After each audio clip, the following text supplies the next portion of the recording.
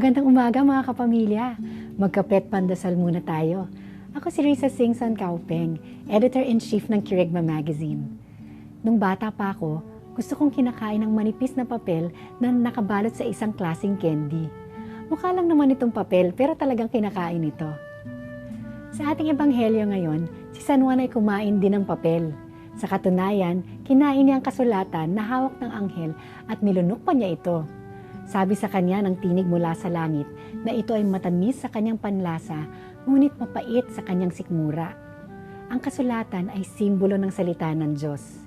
Ang pagkain nito ay nagsasabing hindi lang sapat na ating basahin ang salita ng Diyos. Kailangan din nating itong tunawin at gawing bahagi ng ating buhay. Matamis ito para sa mga sumusunod sa salita ng Diyos. Ngunit hindi natin maiiwasan na makaranas din tayo ng kapaitan kapag may bumabatiko sa ating pagsunod ng magandang balita. Sana'y sa tamis at sa pait, tayo masigasig sa pagtanggap ng salita ng Diyos. Tayo manalangin. Panginoon, ibig kong tingnan at lasapin ang kabutihan ninyo. Amen.